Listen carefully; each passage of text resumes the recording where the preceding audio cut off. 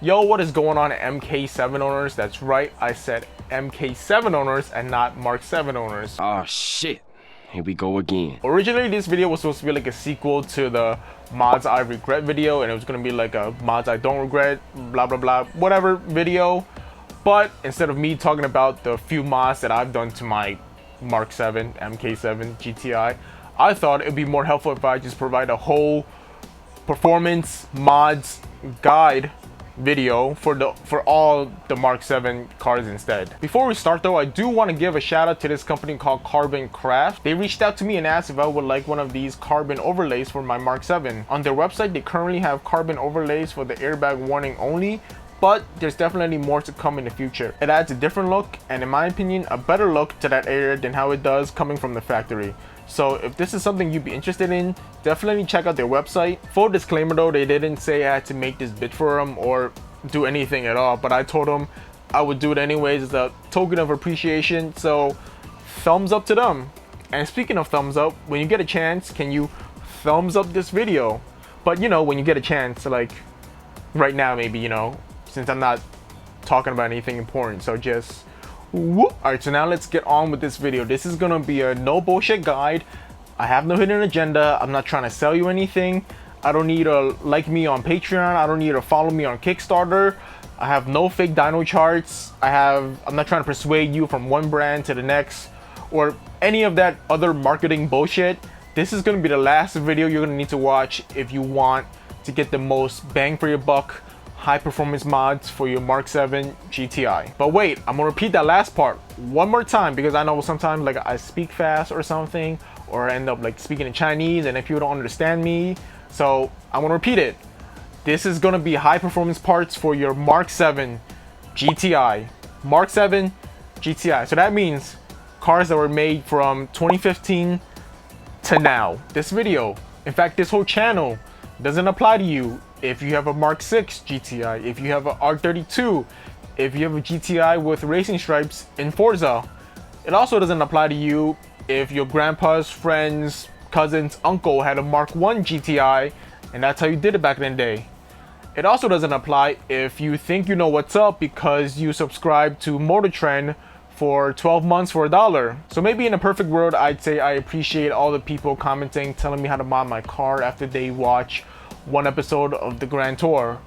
But you need to shut the fuck up. So this is your fair warning, your disclaimer before I start this list. You have the chance to click out, but you know, of course, before you go, give me the thumbs up. The first thing you're gonna want to get is some kind of ECU tune, and there are a couple of different options here depending on how much money you want to spend really. One option, and what I am personally running right now, is the Burger Motorsports JB4. I'm not going to go into much detail about this because with all the stuff to explain, it can be in a video all by itself.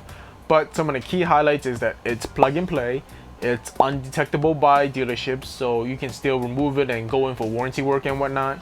And it's one of those things where there's a high demand for it, even in the used market. So when you're done with it, you can still just sell it and get majority of your money back. It's perfect for someone that's leasing a car and they want more power but don't necessarily want to get a full ECU, remap, tune, whatever you want to call it. The second option is a stage 1 tune. Now, I'm not here to tell you which company to get or which brand is better because I honestly don't really care, but a stage 1 tune is going to give you roughly around 90 more horsepower and 80 more torques. 80 more pounds of torque. But I am here to tell you that one of the great things about the Mark 7 is that you don't need any bolt-ons or any hardware for a stage 1 tune. You just go to the tuner or get the software at home or whatever and just flash your car. Third option is one step up from stage 1, which is stage 2, duh. You should get around 100 more horsepower and 100 more pounds of torque over stock. But the thing is, for stage 2, you do need an aftermarket downpipe, a high flow downpipe. Doesn't matter catless or catted, just an aftermarket downpipe. And again, I don't care which brand you get. I don't care in the comments if you're trying to tell me that this brand is better than whatever. I don't care, you just need an aftermarket downpipe for stage 2. If you want to take it a step further and get even more power, what you can do is upgrade the turbo. For the GTIs, you can actually put in the Golf R IS38 turbo directly into the GTI and it bolts right on. There's no special parts, no special hardware you need. It's all plug and play. And after you tune it with the IS38, you should get around 170 more horsepower and 140 more pounds of torque over the stock GTI. Although I'm mostly referring to the GTI, most of these things apply to all the other MQB cars as well. For example, the All-Track, Sportwagon, A3, S3, 1.8 TSI. And that's pretty much it in terms of the most direct path to take to getting the most performance and bang for your buck mods for your Mark 7 GTI. If you're trying to go higher, like you're trying to get a Boss 500 kit or an IROS turbo kit, that's out of my area of expertise.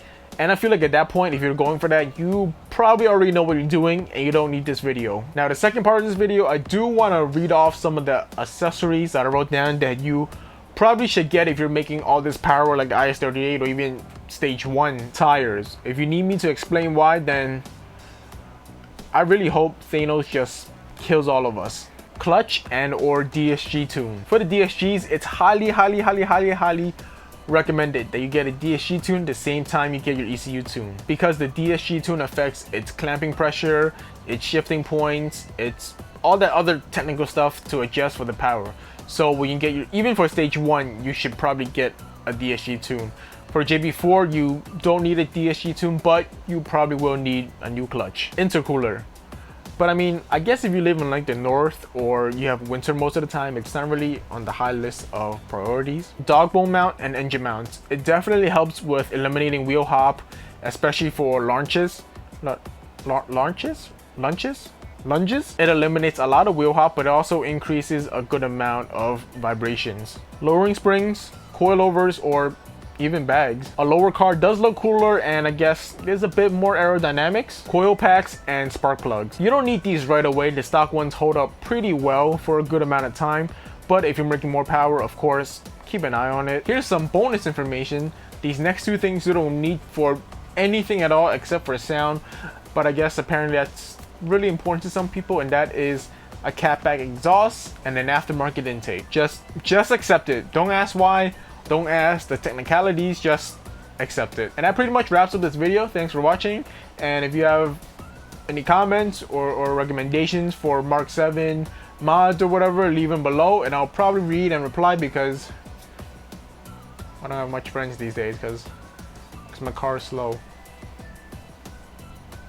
Catch you guys in the next one.